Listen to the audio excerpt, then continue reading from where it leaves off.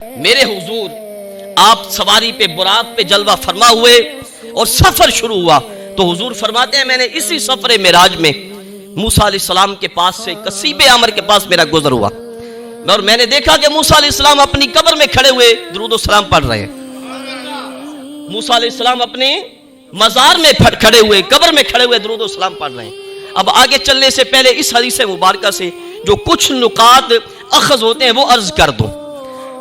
اس حدیث مبارکہ سے ایک چیز یہ ثابت ہوئی، پتہ یہ چلا کہ اللہ کے نبی اپنے مزارات میں زندہ ہے۔ حضور نے فرمایا کہ موسیٰ علیہ السلام کھڑے ہو کے درود و سلام پڑھ رہے تھے، تو کھڑا ہمیشہ زندہ ہوتا ہے۔ معلوم ہوا اللہ کے نبی اپنے مزارات میں زندہ ہیں اور وہ عبادات بھی کرتے ہیں۔ ایک اور حدیث پاک میں تھا، حضور نے فرمایا الانبیاء وحیون احیاء فی قبورہم ویصلون، انبیاء اپنے مزارات میں زندہ بھی ہیں اور وہ نمازیں بھی پڑھتے ہیں۔ جب انبیاء زندہ ہیں تو پیارے آقا امام الانبیاء کی زندگی کا عالم کیا ہوگا؟ انبیاء جب مزارات میں عبادات بھی کرتے ہیں، نمازیں بھی پڑھتے ہیں، تو پیارے آقا امام الانبیاء کی حیات پاک کا عالم کیا ہوگا؟ سید غوث علی شاہ قلندر علیہ الرحمہ، توجہ ہے آپ کی؟ سید غوث علی شاہ قلندر علیہ الرحمہ اپنی کتاب تذکرہ غوثیہ میں ایک بڑا خوبصورت واقعہ نقل فرماتے ہیں۔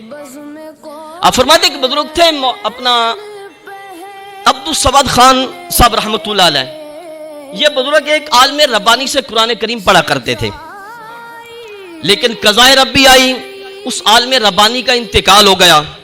یہ بڑے پریشان ہوئے کہ ایسا شفیق استاد پھر کہاں سے ملے گا؟ کہتے ہیں غسل دیا مولانا کو، غسل دے کے یہ بزرگ اندر حجرے میں خوشبو لینے کے لیے گئے۔ حوالہ میں دے چکا ہوں تذکرہ غوثیہ کا۔ جب اندر گئے خوشبو لینے کے لیے تو وہ عالم ربانی اندر حجرے میں موجود تھے۔ بلے شاہ سا مرنا نہیں، گور پیا کوئی اور۔ کہتے ہیں میں نے پوچھا کہ پھر باہر کون پڑا ہے، آپ اندر موجود ہے؟ تو کہا چلو بتانا نہیں کسی کو، ہم تمہارے ساتھ ساتھ رہیں گے، اب جنازہ پڑھو چلو۔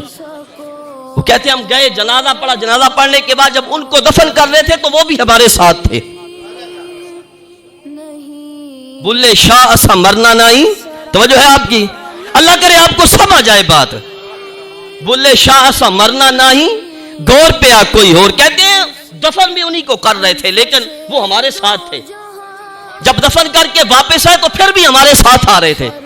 کہتے میں نے کہا تو آپ ہمارے ساتھ ہیں تو فرشتوں کو جواب کس نے دینے ہیں، فرشتوں کو حساب کس نے دینا ہے؟ تو کہنے لگے پھر رخصت ہو گئے، واپس چلے گی، کہنے لگی اب ہر روز ملاقات ہوا کرے گی۔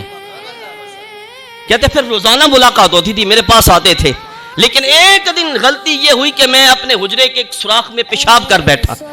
جب آئے تو بدبو سخت اٹھ رہی تھی۔ کہنے لگے یہ تم نے کیا کیا ہے؟ اب ہم نہیں آئیں گے، آج کے بعد نہیں آئیں گے۔ کہتے بڑی منت سماجت کی، لیکن پھر اس کے بعد دوبارہ نہیں آئے۔ تو یہ حضور کے غلاموں کی شان کا عالم یہ ہے، یہ شان ہے خدمت گاروں کی۔ سردار کا عالم کیا ہوگا؟ جس مدینے والے آقا کی کے غلاموں کی زندگی کا یہ عالم ہے، اس آقا کی اپنی زندگی کیسی ہوگی؟